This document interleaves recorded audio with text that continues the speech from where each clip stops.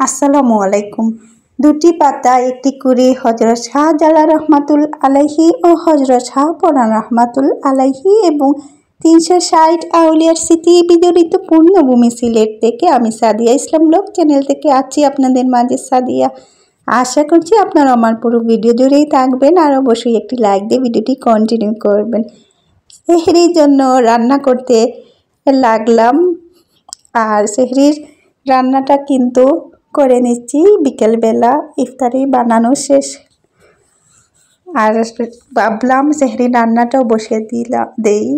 সেহরির জন্য আমি হাড় চিকেন রান্না করতেছি স্কিন সহকারে। আমার স্কিন সহকারে কিন্তু খুব ভালো লাগে খেতে, যদিও এই যে স্কিন সিলানো কিছুটা কষ্টকর হলেও মজা করে খাওয়া যায়।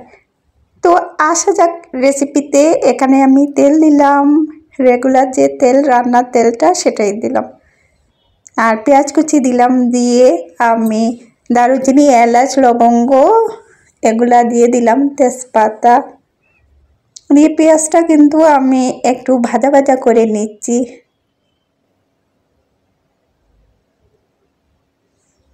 আর এই তো আমার পেঁয়াজটাও ভাজা ভাজা হয়ে গেল। এবার আমি পেঁয়াজ বাটাটাও দিচ্ছি, তারপর দিয়ে আবারও নাড়াচাড়া করে দিচ্ছি যাতে পেঁয়াজ কুচি এবং পেঁয়াজ বাটাটা একসাথে মিশে যায়, তারপর যে কাঁচা কাঁচা গন্ধটাও চলে যায়। এবার আমি দিয়ে দিব স্বাদ মতো লবণ। যেহেতু আমি হাড় চিকেনটা অল্প একটু রান্না করব, কেননা রমজান মাসে এতটা খাওয়া যায় না, এতটুকু রান্না করলে এত বরকত মাশাআল্লাহ সব কিছুতে। খাওয়ার পরও দেখা যায় যে এক্সট্রা রয়ে যায়।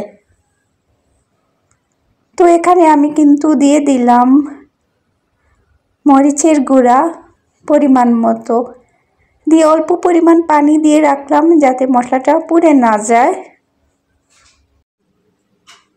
কেননা মশলা যদি পুড়ে যায় তরকারির স্বাদ নষ্ট হয়ে যায়। তো আমি বাকি মশলাটাও দিয়ে দিচ্ছি, জিরা গুঁড়া, পাঁচফোড়নের গুঁড়া, কারি মশলাটা যেটা রেডিমেড কেনাটা পাওয়া যায় সেটাই দিয়ে দিলাম। দিয়ে আবারও মশলাটা কষিয়ে নিচ্ছি। আমার কিন্তু রান্না করতে অনেকটা সময় লেগে যায়, কেননা আমি খুব ভালো করে যে কোনো তরকারি রান্নার আগে কষিয়ে নিই। তো আমি দেখা যায় একটা রান্না করতে করতে অনেকে যারা ঝটপট রান্না করেন তারা হয়তো 10টা পদের রান্না করে ফেলতে পারেন। তো দেখুন আমার মশলাটা কষানো হয়ে গিয়েছে। এখন আমি খুব ভালো করে ধুয়ে রাখা হাড় চিকেনটি দিয়ে দিচ্ছি, দিয়ে মশলার সাথে মিলিয়ে নিব আর খুব ভালো করে কিন্তু কষিয়ে নিব। আমার একজন যা আছেন তিনি ঝটপট রান্না করে নিতেন। দেখা যেত আমি একটা রান্না করতে করতেও উনি 5-6টা আইটেম রান্না করে ফেলতেন। তো যার যেরকম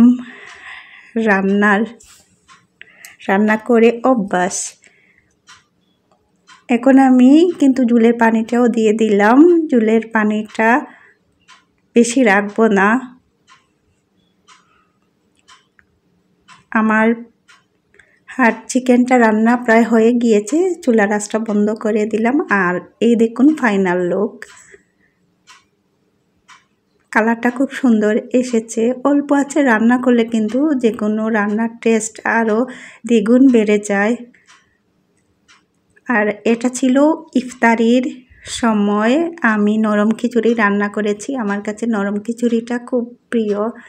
তো দেখা যায় যে আমাদের সিলেটে প্রতিটি ঘরে ঘরে কিন্তু ইফতারের টাইমে খিচুড়ি রান্না করা হয় ইফতারির জন্য, প্রতিদিনই বিশেষ করে। আর খিচুড়ি রান্না না হলে মনে হয় কি যেন একটা কমতি আছে। আর আমি তুকমাটা কিন্তু ভিজিয়ে রেখেছিলাম, তো দুধ দিয়ে খাবো। আমার ইফতারে তুকমা বা ইসবগুলের ভুসি এই দুইটি কিন্তু লাগেই, অন্য কিছু থাকলে থাকুক বা না থাকুক, কিন্তু এই দুটি লাগবেই। আর খেজুরটা আমার কাছে খুবই প্রিয়। আমি কিন্তু মরিচ নিয়েছিলাম, আমার হাজব্যান্ড দেখে আমাকে বলতেছে কাঁচামরিচ না খাওয়ার জন্য, সারাদিনে রোজা রাখছি তো তাই। আর এটি ছিল আমার সেজো জায়ের ঘর থেকে আমার জন্য পাঠিয়ে দিয়েছিলেন বাঁধাকপি মাংস দিয়ে রান্না আর টক রান্না। টকটা ছিল বড় মাছের মাথা দিয়ে রান্না, খুব মজা হয়েছিল। আর দই পাঠিয়েছিলেন। তো দইটা সবার খাওয়া হয়ে গেছে, এখন আমি ইফতারের পর খেয়ে নিচ্ছি।